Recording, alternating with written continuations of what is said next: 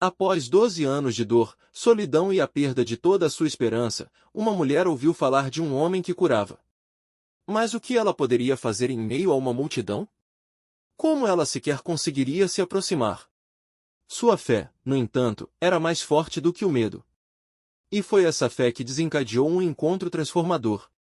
O que esse momento único pode nos ensinar hoje, quando estamos encurralados por nossas próprias limitações e dores que o mundo insiste em ignorar? A resposta pode surpreender você e transformar a sua vida de uma maneira que você nunca imaginou.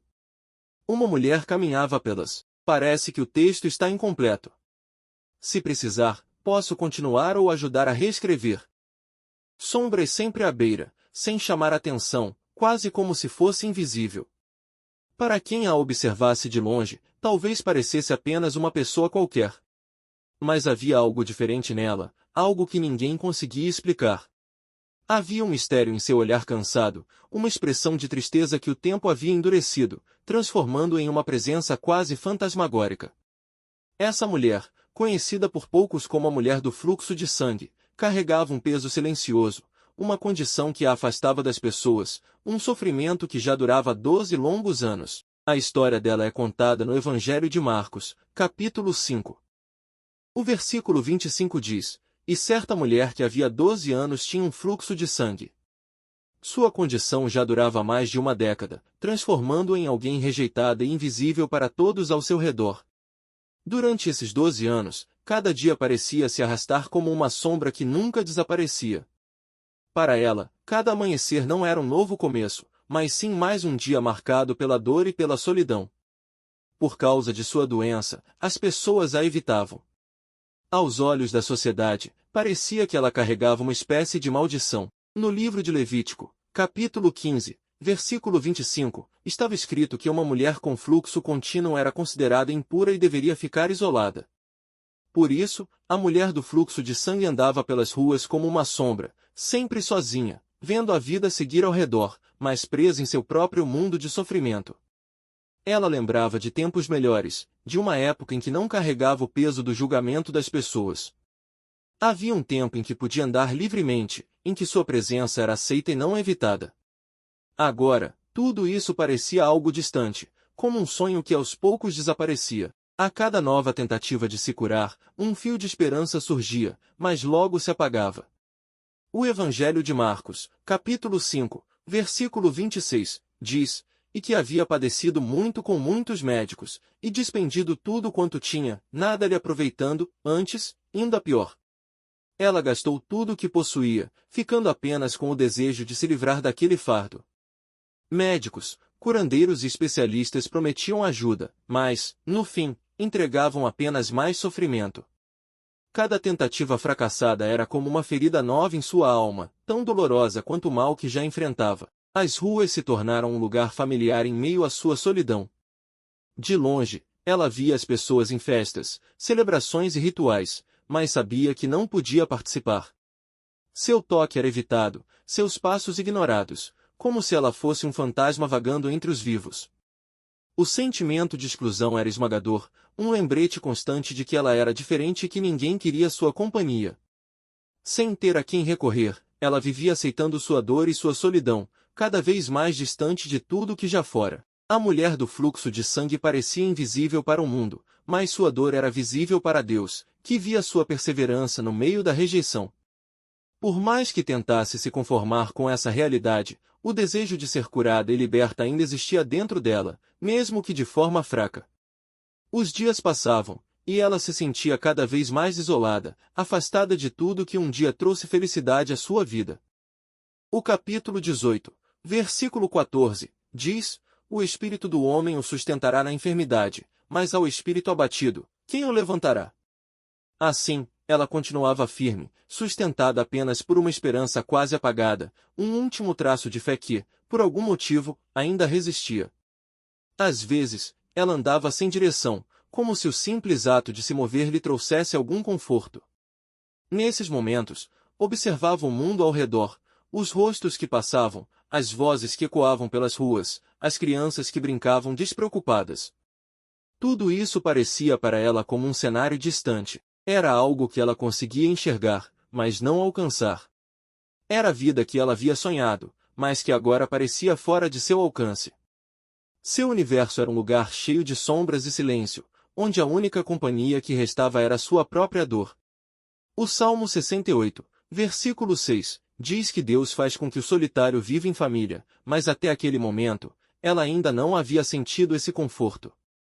Mesmo nas noites mais caladas, quando o peso da solidão parecia maior, algo dentro dela ainda insistia em continuar. Talvez fosse a lembrança de tempos em que a alegria fazia parte de sua vida ou o eco de uma fé que a mantinha em pé nos momentos mais difíceis. Essa pequena chama a fazia levantar a cada amanhecer, mesmo que o futuro parecesse escuro. Era essa chama, mesmo frágil, que tornava a mulher do fluxo de sangue alguém especial. Ela carregava uma força que não se podia ver, algo que as pessoas ao seu redor não entendiam, mas que ela mesma sabia que tinha. Mesmo com o corpo sofrendo, ela seguia em frente, movida pela determinação de quem acredita que um dia encontrará a paz. Cada passo que dava era uma prova de que ela ainda estava viva e de que sua história ainda não havia chegado ao fim. Embora ninguém a visse como alguém merecedora de compaixão, ela sabia que havia algo maior, algo que a fazia continuar, mesmo que tudo ao seu redor parecesse escuridão. A mulher do fluxo de sangue não era apenas alguém que sofria, mas uma guerreira silenciosa, uma pessoa que carregava dentro de si a força para sobreviver. E assim, ela seguia vivendo, dia após dia, sem saber que seu destino guardava um encontro que mudaria tudo. No meio do silêncio de sua vida, uma pequena esperança, quase invisível, ainda brilhava. Em meio ao silêncio que cercava sua vida, a mulher do fluxo de sangue ouviu um boato. Era uma história que parecia impossível, mas que reacendeu nela uma fagulha de esperança esquecida. Diziam que havia um homem chamado Jesus, um curador que passava por cidades e vilarejos, levando alívio a muitos. Ele tocava os cegos, e eles enxergavam. Falava com os surdos, e eles ouviam. Tocava paralíticos, e eles caminhavam. Era um homem diferente, alguém que mudava vidas sem esperar nada em troca. Para uma mulher que havia perdido quase tudo, cada palavra sobre esse homem era como um fio de esperança. Era como um alívio para sua alma cansada. Em Mateus, capítulo 9, versículo 35, está escrito que Jesus andava por todas as cidades e povoados, ensinando nas sinagogas, falando sobre as boas novas do reino e curando todas as doenças e problemas de saúde do povo. Essa promessa de cura parecia difícil de acreditar, mas ao mesmo tempo, impossível de ignorar. Ela não sabia exatamente como tinha ouvido falar disso, mas não importava. Algo dentro do seu coração dizia que aquelas palavras eram verdadeiras, e, pela primeira vez em anos, ela sentiu algo parecido com esperança. Por outro lado, seu lado desconfiado aparecia. Quantas vezes já tinha acreditado em médicos e especialistas que, no final, só a deixaram frustrada? Cada tentativa de cura tinha trazido mais sofrimento do que resultados. Sua fé em uma melhora parecia algo distante, quase esquecido. Mas esse homem, Jesus, era diferente. Ele não procurava dinheiro nem evitava os pobres ou aqueles considerados impuros. Pelo contrário, ele acolhia os esquecidos, os sofridos e todos que precisavam de ajuda. Isso tocou seu coração de um jeito que ela não conseguia explicar. Era como se algo muito maior a atraísse, algo que ia além de apenas curar seu corpo. Cada milagre feito por Jesus parecia uma mensagem dizendo que, talvez, ela não estivesse tão sozinha como imaginava. Em Isaías, capítulo 53, versículo 4, está escrito: Ele carregou sobre si as nossas dores e levou as nossas doenças. Para a mulher que sofria com o fluxo de sangue, essas palavras pareciam um convite, uma promessa silenciosa de que, quem sabe, seu sofrimento finalmente poderia acabar. Era estranho sentir aquela mistura de fé e dúvida, esperança e cansaço. Mas, de algum jeito, ela não conseguia deixar de pensar que aquele homem podia ser a resposta que ela tanto procurava. Mesmo sem ter visto Jesus ainda, ela começou a pensar em se aproximar dele. Talvez bastasse um simples toque, algo rápido, como encostar na borda das roupas dele. Essa ideia foi tomando força em sua mente, aos poucos, virou uma decisão. O que a estava impedindo? O medo de ser rejeitada, de ser humilhada diante das pessoas que sempre a tratavam com desprezo. Mas, ao mesmo tempo, o desejo de ser curada era mais forte do que qualquer receio. Ela se lembrava do que dizia o Salmo 146, versículo 8. O Senhor dá vista aos cegos, o Senhor levanta os que estão abatidos. Se esse homem era realmente enviado por Deus, talvez no toque dele houvesse poder para mudar sua vida.